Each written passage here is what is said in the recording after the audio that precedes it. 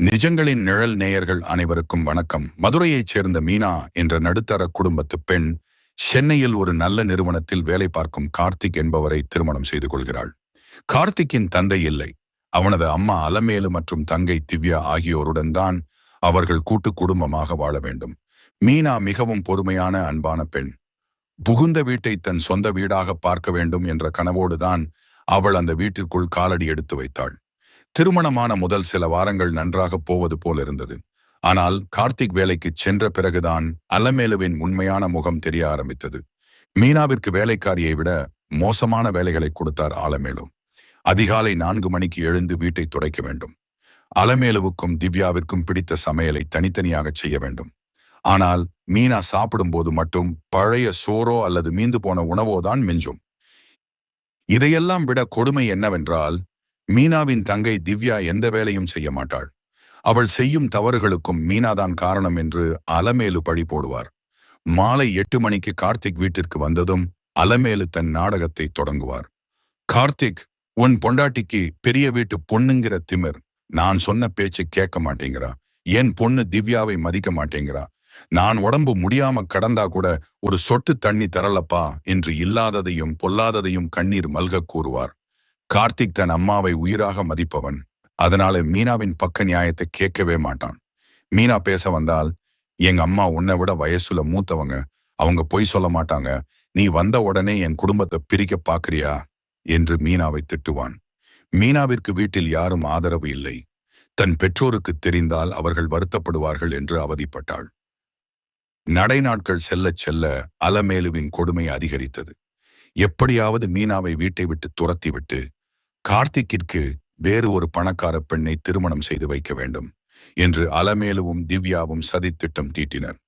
ஒரு நாள் அலமேலு தன் கழுத்தில் இருந்த தங்கச் சங்கிலியை மறைத்து வைத்துவிட்டு, என் நகையை காணோம், மீனாதான் எடுத்திருப்பாள் என்று பழி போட்டார்.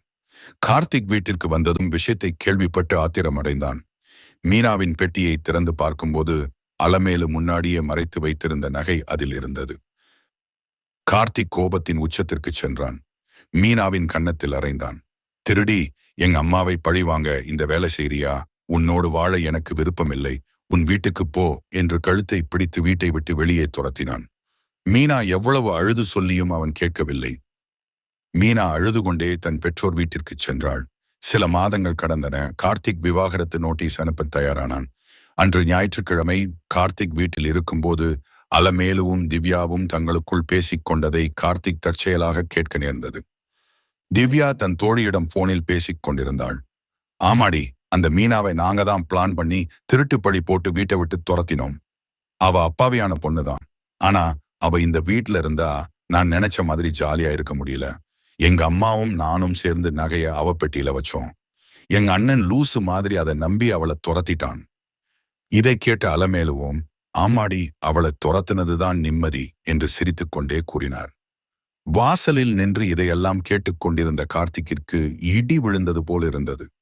தன் அம்மாவும் தங்கையும் சேர்ந்து இவ்வளவு பெரிய துரோகத்தை செய்திருக்கிறார்கள் என்பதையும், எந்த தப்பும் செய்யாத தன் மனைவியை அடித்து துரத்தியதையும் நினைத்து அவன் நெஞ்சம் கதறியது.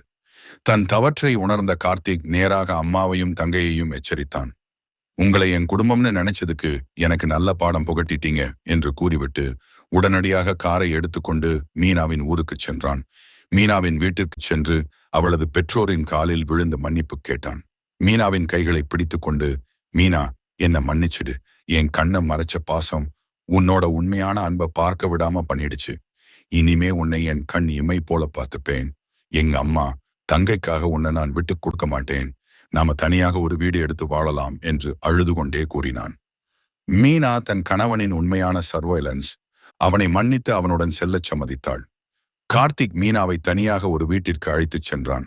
அங்கு அவளை ஒரு மகாராணி போல பார்த்து கொண்டான். அலமேலுவும் திவ்யாவும் தங்கள் தவறை உணர்ந்து பிற்காலத்தில் கார்த்திக்கின் ஆதரவு இல்லாமல் தனிமையில் வாடினர். உண்மை எப்போதும் தாமதமாக தெரிந்தாலும் அது ஜெயிக்கும் என்பது மீனாவின் வாழ்க்கையில் நிரூபணமானது.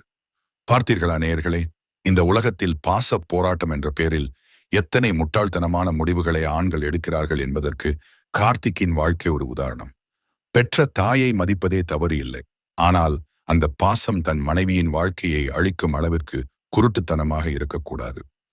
தாமதமாக என்றாலும் கார்த்திக் தன் மனைவியின் தூய்மையை புரிந்து கொண்டு அவளை தாங்கி பிடித்தது மீனாவின் பொறுமைக்கு கிடைத்த வெற்றி. இந்த கதை உங்களுக்கு பிடித்திருந்தால் நிஜங்களின் நிழல் சேனலுக்கு லைக் பண்ணுங்க, ஷேர் பண்ணுங்க, மறக்காம உங்க கருத்துக்களை கமெண்ட் பாக்ஸ்ல சொல்லுங்க. அடுத்த ஒரு நிஜ கதையோடு உங்களை சந்திக்கிறேன். நன்றி.